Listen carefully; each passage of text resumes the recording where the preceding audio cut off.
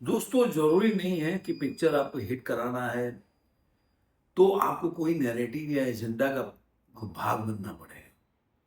और आजकल के समय में धुरंधर पिक्चर हिट हुआ, उसके दोनों पार्ट हिट हुए, या उरी हिट हुआ। कई ऐसे पिक्चरें हैं जो बिना नैरेटिव के और सत्यता अगर आप दिखाएंगे और सच्चाई के साथ खड़े रहेंगे तो आपकी पिक्चरें चल जाती हैं।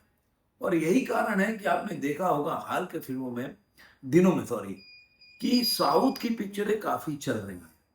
आप 2020 के बाद से देखेंगे तो डब पिक्चरें काफी चली, और अब तो जो पिक्चर रिलीज हो रही है वो हिंदी भाषा में रिलीज हो रही है और काफी कमाई भी कर रही है, जैसे कि तेलुगु पिक्चर है आप देखेंगे। इसीलिए जो तेलुगु स्टार है इस समय पैन इंडिया सुपरस्टार हो गए।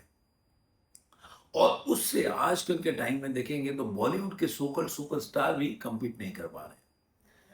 मैं ये बात केवल दो फिल्मों का संदर्भ लूंगा जो दोनों का ट्रेलर आया, एक बंटवारा 1947 का और दूसरा जो यश की पिक्चर है टॉक्सिक।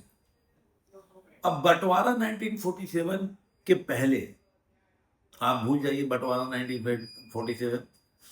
जितने लोग भी फिल्म में काम कर रहे थे या फिल्म देखने वाले लोग थे, जो लोग सनी पाजी को इग्नोर भी करते थे, उनको पिक्चरों में बड़े प्रोडक्शन हाउसेस काम भी नहीं देते थे, उसके बावजूद भी जो एक बहुत बड़ा तबका था वो सनी पाजी की पिक्चर देखता था, फैन था। तो सनी पाजी अगर देखा जाए तो कभी भी वो बॉक्स ऑफिस के हिसाब से हाशिए पर नहीं गए।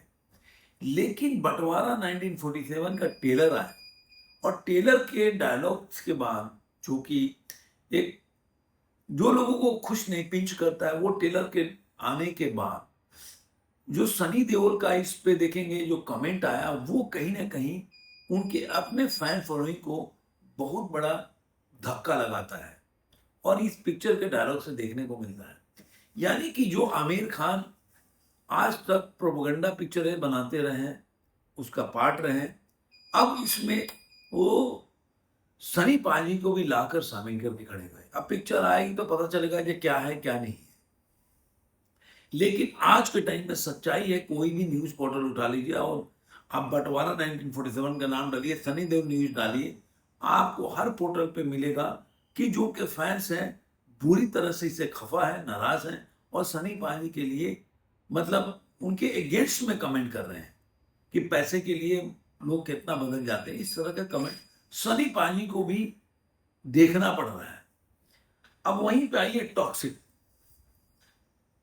साउथ की पिक्चर है और यश, आप देखिएगा ये लोग कितना भी आज सनी पाजी प्रमोशन कर रहे हैं, आमिर खान भी मिले हैं, राजकुमार संतोषी मिले हैं और सारे लोग मिल के इस फिल्म को प्रमोट भी कर रहे हैं और इतना बड़ा बड़ा स्टार कास्ट बोलेंगे इस फिल्म में है।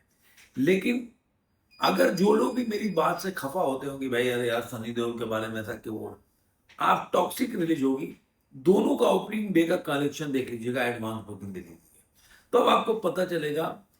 और मैं कह रहा हूं हिंदी भाषा में भी देख लीजिएगा, तब आपको पता चलेगा कि यश क्यों एक बड़ा स्टार है सनी देओल के। आज के टाइम में सनी देओल से तुलना किया है, उसका वजह है कि साउथ की पिक्चर है जो भारतीय संस्कृतियों का विजन क्लियर होता है। जहां तक मैं स्टार की बात कर रहा हूं कि उन लोगों को कोई नैरेटिव नहीं चलाना है, भारतीय संस्कृति को दिखाना है और इंडिया को एक अच्छे मतलब जो पार्ट है इंडिया का उसमें दिखाना है। जबरदस्ती का देखेंगे तो उसमें आपको पाकिस्तान के लिए सॉफ्ट कॉर्नर नहीं दिखाया जाएगा। तो ये सब चीजें जो है साउथ की पिक्चरों में चलती है और यही कारण है कि आज के टाइम में कोई भी ज्यादातर कोऑपरेट बुकिंग करके बॉलीवुड के जो सुपरस्टार हैं वो लोग सरवाइव कर रहे हैं, नाम पे आ रहे हैं, लेकिन पिक्चरों की नहीं चल रही है।